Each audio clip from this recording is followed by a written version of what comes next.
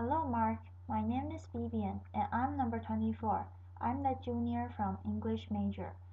Today's speech is from Jamie Heywood, The Big Idea My Brother Inspired. When my brother called me in December of 1998, he said, "The news does not look good. This is him on the screen. He's just been diagnosed with ALS, which is a disease that the average lifespan is 3 years. It paralyzes you. It starts by killing the motor neurons in your spinal cord, and you go from being a healthy, robust 29-year-old male to someone that cannot breathe, cannot move, cannot speak." This has actually been, to me, a gift, because we began a journey to learn a new way of thinking about life. And even though Stephen passed away 3 years ago, we had an amazing journey as a family. We did not even, I think, adversity is not even the right word. We looked at this and we said, we're going to do something with this in an incredible, positive way. And I want to talk today about one of the things that we decided to do, which was to think about a new way of approaching health care. Because as well, all we know here today, it doesn't work very well. I want to talk about it in the context of a story. This is a story of my brother, but it's just a story, and I want to go beyond the story and go to something more. Given my status, what is the best outcome I can hope to achieve, and how do I get there? Is what we are here to do in medicine. Is what everyone should do, and those questions all have variables to them. All of our statuses are different. All of our hopes and dreams, what we want to accomplish is different, and our paths will be different. They are all stories. But it's a story until we convert it to data, and so what we do, this concept we had, was to take Stephen's status. What is my status? And go from this concept of walking, breathing, and then his hands speak, and ultimately happiness and function. So the first set of pathologies, they end up in the stickman on his icon. But the rest of them are really what's important here. Because Stephen, despite the fact that he was paralyzed, as he was in that pool, he could not walk, he could not use his arms. That's why he had the little floaty things on them. Did you see those? He was happy. We were at the beach. He was raising his son, and he was productive. And we took this, and we converted it into data. But it's not a data point at that one moment in time. It is a data point of Stephen in a context. Here he is in the pool, but here he is healthy. As a builder, taller, stronger, got all the women, amazing guy.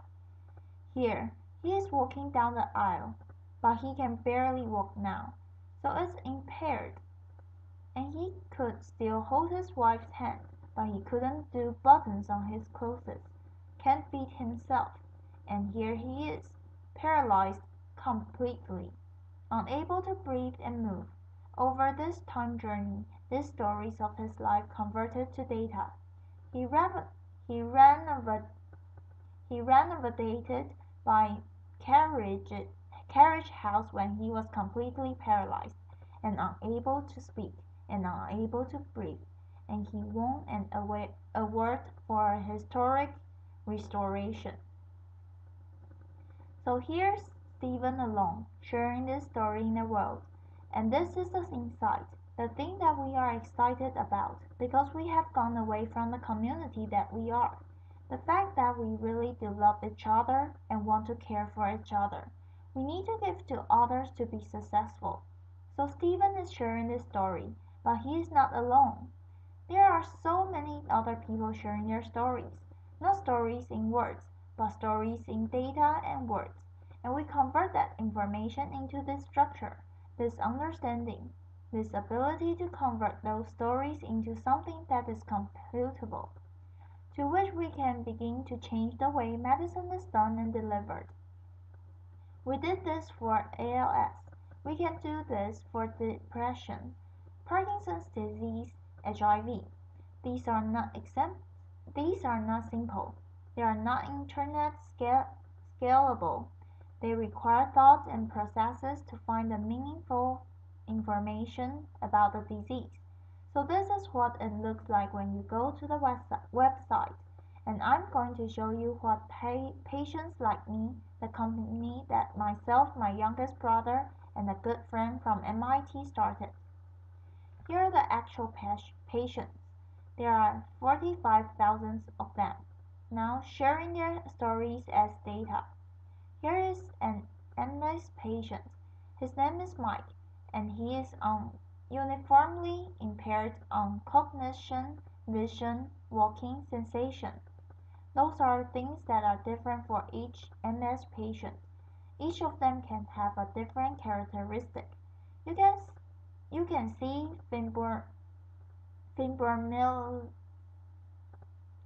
fibromyalgia, HIV, ALS, depression.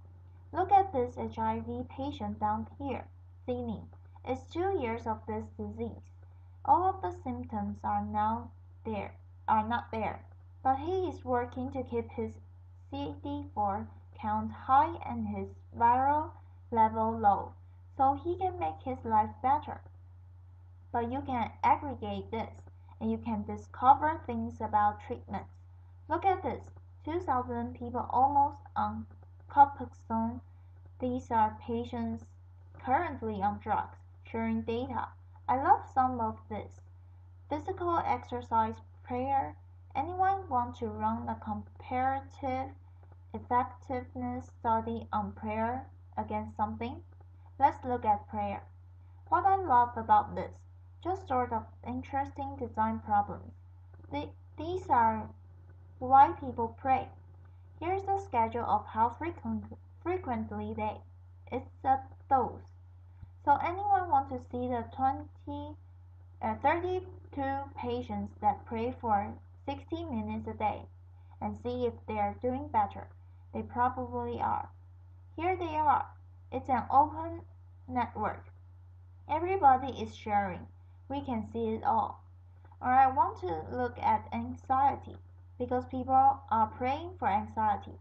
And here is data on 15,000 people's current anxiety right now. How they treat it, the drugs, the components of it, their side effects, all of it in a rich environment, and you can drill down and see the individuals. This amazing data allows us to drill down and see what this drug is for. 1,500 people on this drug, I think. Yes, I want to talk to the 58 patients down here who are taking 4 milligrams a day. And I want to talk to the ones of those that have been doing it for more than 2 years. So you can see the duration. All open, all available.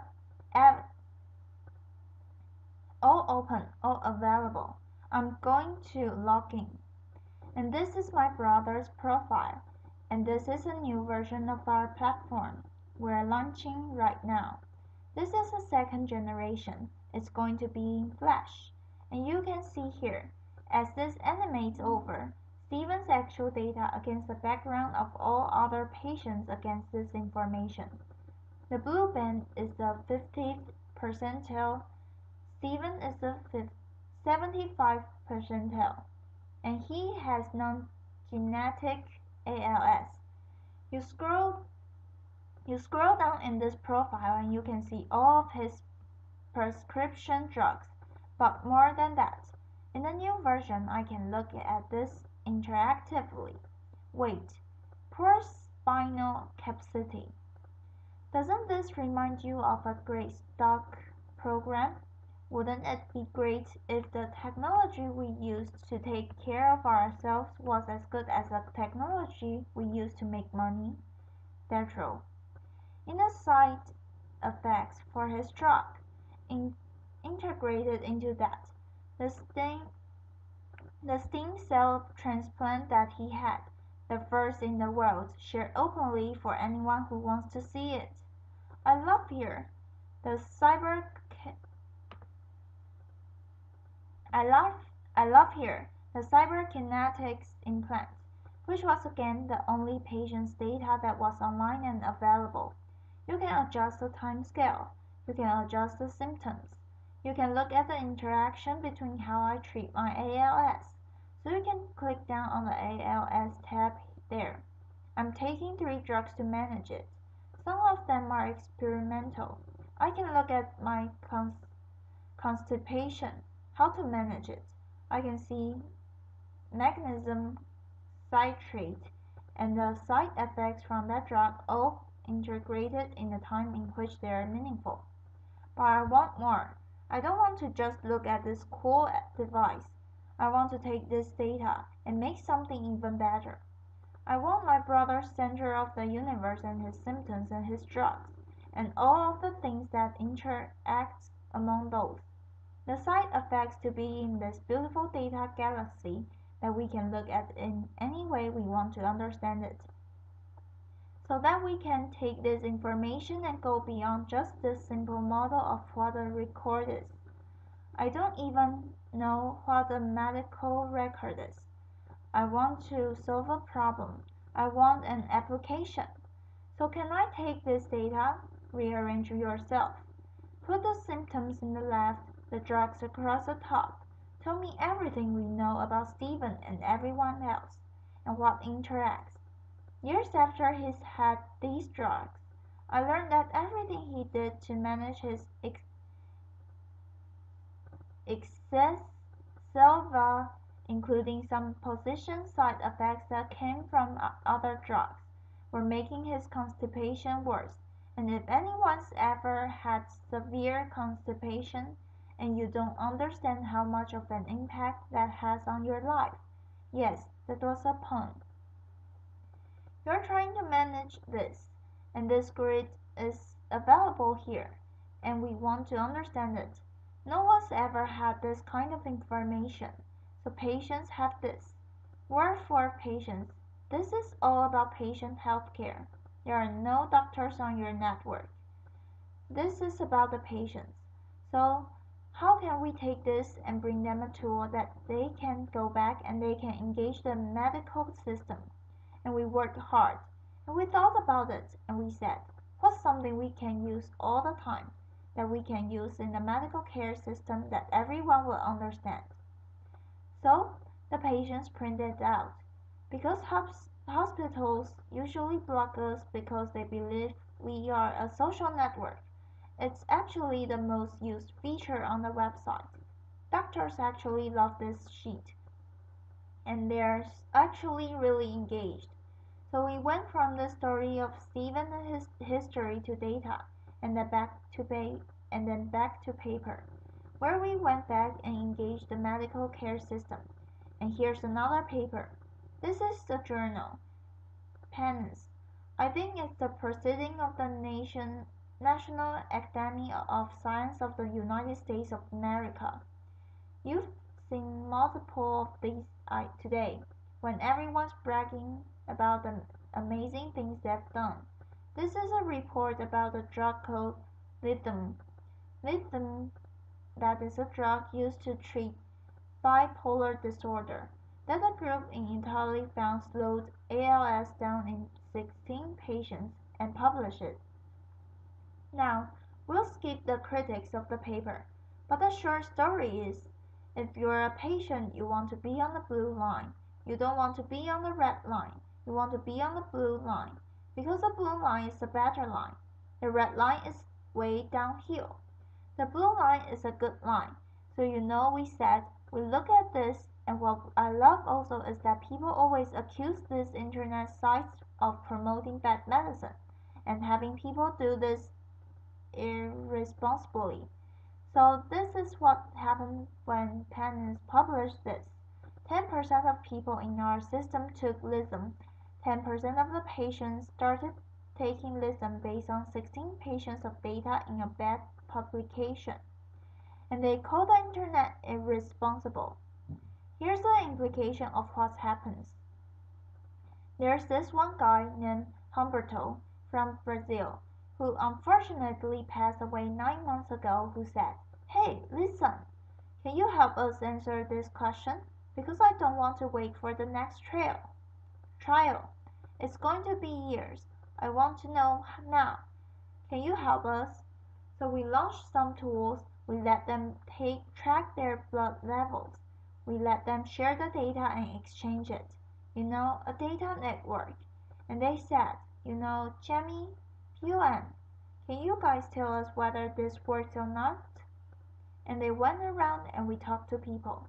And they said, you can run a clinical trial like this. You know, you don't have the building, and you don't have the blinding, you don't have data. It doesn't follow the scientific method. It's never going to work. You can do it. So I said, okay, well, we can do that. And we can do something harder. Laughter. I can say whether lithium works in all ALS patients, but I can say whether it works in Humberto. I bought a Mac about 2 years ago. I converted over, and I was so excited about this new feature of the time machine that came in Leopard. And we said, because it's really cool, you can go back and you can look at the entire history of your computer and find everything you've lost. And I loved it. And I said, what if we built a time machine for patients, except instead of going backwards, we go forwards? Can we find out what's going to happen to you so that you can maybe change it? So we did. We took all the patients like Humberto, that's an Apple background. We stole that because we didn't have time to build our own. This is a real app, by the way. This is not just graphics. And you take those data, and we find the patients like him, and we bring their data together, and we bring their histories into it. And then we say, well, how do we line them all up? So we line them all up so they go together around the meaningful points, integrated across everything we know about the patient. Full information, the entire course of their disease.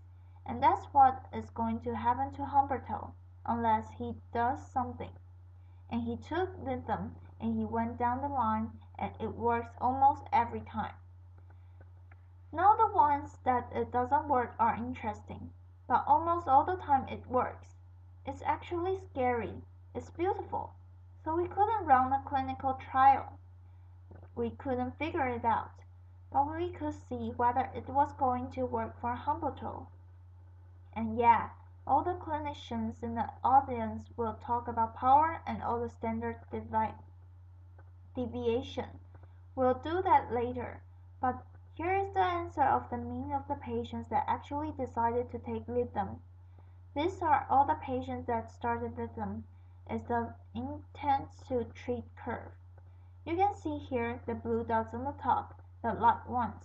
Those are the people in the studies in payments that you wanted to be on. And the red ones are the ones, the pink ones on the bottom, are the ones you didn't want to be. And the ones in the middle are all of our patients from the start of lithium at time 0, going forward and then going backward. So you can see we match them perfectly. Terrifyingly accurate matching. And going forward, you actually don't want to be a lithium patient this time. You are actually doing slightly worse. Not significantly, but slightly worse. You don't want to be a lithium patient this time, but a lot of people dropped out the trial. There is too much dropout. Can we do an even harder thing? Can we go to the patients that actually decided to stay on lithium because they were so convinced that they were going better? We ask our control algorithm, are those 69 patients? By the way, you'll notice that's 4 times the number of patients in the clinical trial. Can we look at those patients and say, can we match them with our time machine to the other patients that are just like them? And what happens? Even the ones that believed they were getting better matched the controls exactly. Exactly! Those little lines. That's the power. So I can tell you lithium doesn't work. I can tell you that if you did it at a higher dose or if you run the study proper. I can tell you that. For those 69 people that took lithium, they didn't do any better than the people that were just like them, just like me, and that we had the power to detect that at about a quarter of the strengths reported in the initial study. We did that 1 year ahead of the time when the first clinical trial funded by the NIH for millions of dollars failed for futility last week and announced it. So remember I told you about my brother's stem cell transplant. I never really knew whether it worked, and I put 100 million cells in his cisterna magna in his lumbar cord and filled out the IRBs and did all this work, and I never really knew. How did I not know? I mean, I didn't know what was going to happen to him. I actually asked him, who is the quant in our group? We actually searched for about a year to find someone who could do the sort of math and statistics and modeling in healthcare. Couldn't find anybody. So we went to the finance industry, and there are these guys who used to model the future of interest rates and all that kind of stuff, and some of them were available. So we hired one. Laughter. We hired them, set them up, assisting at lab. I am him. I am him things. That's the way I communicate with him. It's like a little guy in a box. I am Tim. I said, Tim, can you tell me whether my brother's stem cell transplant worked or not?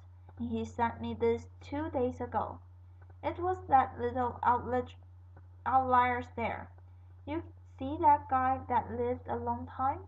We have to go talk to him. Because I'd like to know what happened. Because something went different. But my brother didn't. My brother went straight down the line. It only works about 12 months.